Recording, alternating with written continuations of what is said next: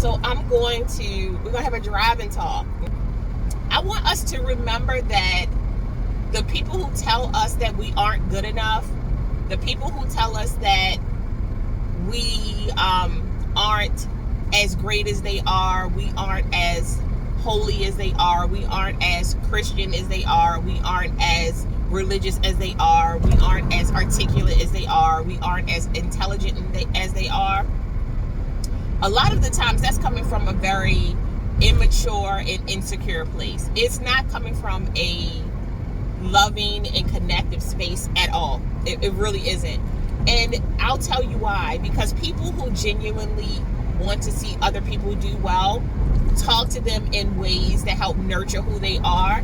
And I'm not talking about tough love, because tough love, it's just that. Sometimes people are going to be a little more aggressive to get their message across. Other times people are going to be a little softer. But in general, they really have your humanity in mind. They are really looking out for the totality of the group, right? But then you have some people who see you as like you are an intimidate, like you intimidate them. Intimidate. Yes, you intimidate them. You make them feel insecure about who they are. You threaten their stability, and you also threaten their idea about, I'm spitting all over the place. You also threaten their idea about where they are in their lives and how they connect with other people. I'm of the belief that God didn't put me here to be judged by anybody. He put me here for a reason. When I listen to what he says, I am in a great space. I do very well. It doesn't mean that it's not hard and difficult and that I don't have times where life is really treating me like the mat that it really thinks I am or can be. But what happens is that I understand what my purpose is. I understand what my calling is.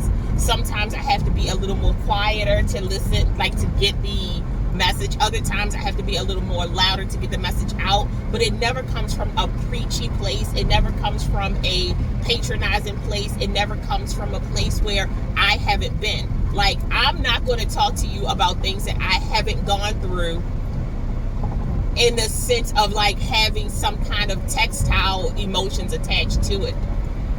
I'm just not here. Like, I'm not going to tell you how to fix a car. I'm going to tell you how my husband fixed my car. I'm not going to tell you that I can build a house. I'm going to tell you that I saw somebody doing something on a house on TV, right? Like, I'm just not going to be that girl. But I can tell you how to install a wig, though. Like, I can tell you how to, articulate your feelings. I can talk to you about what it feels like to be spiritually led. I can also tell you what it feels like to not feel like you're being spiritually led, and how insecurities can really rain havoc on who you're trying to be based off of other people's insecurities and disapproval. It's really tacky. It's really tacky. And I also have such a huge problem with elders discouraging people because they don't look like them, they don't talk like them, they didn't go to the same school as them, they didn't walk like them, all of these different things. It irritates me so bad. Oh,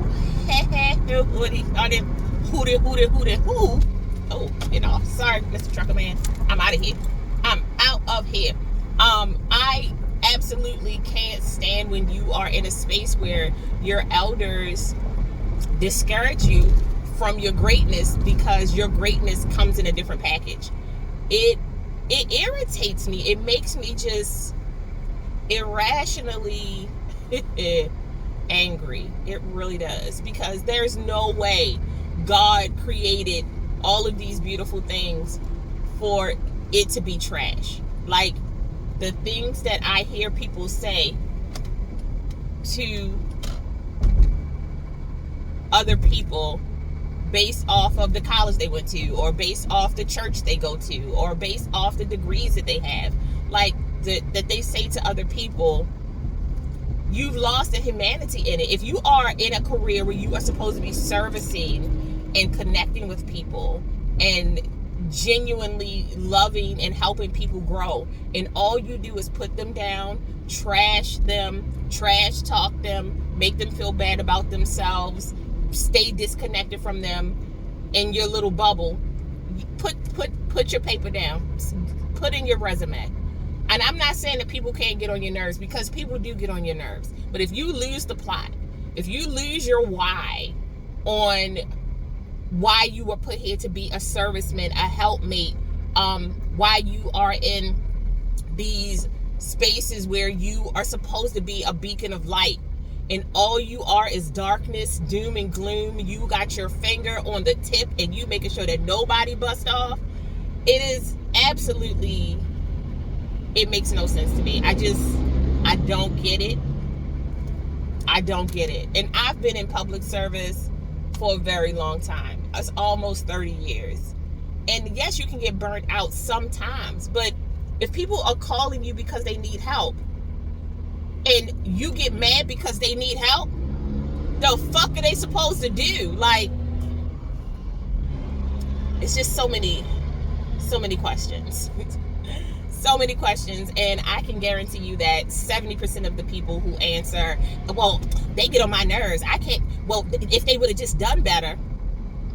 Let's talk about the lessons that we learned while we were in school, about the systemic way that things don't always work out for everybody, and how you're going to always have the margin where people aren't doing great. You're always going to have a space where people aren't going to do the things that they're supposed to do, and then you have people who are doing everything they're supposed to do and they still don't make it.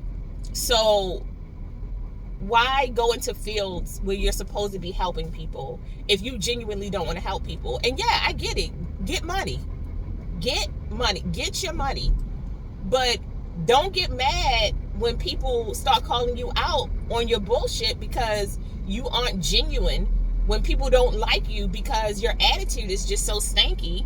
Like, we have to be honest about where we are. And people just, it be really irritating me. I don't know.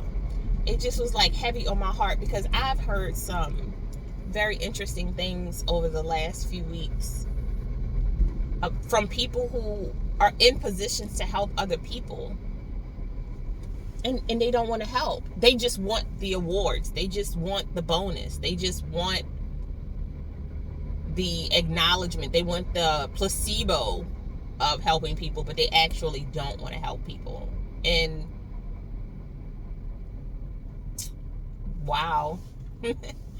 Wow. I'm not saying that people are making it easy, but how are we supposed to get assistance from the people who are supposed to be helping us if you are mad that you're at work helping? And this is not like customer service. Oh, I gotta go. That's my honey. Anyway, y'all be good. Bye.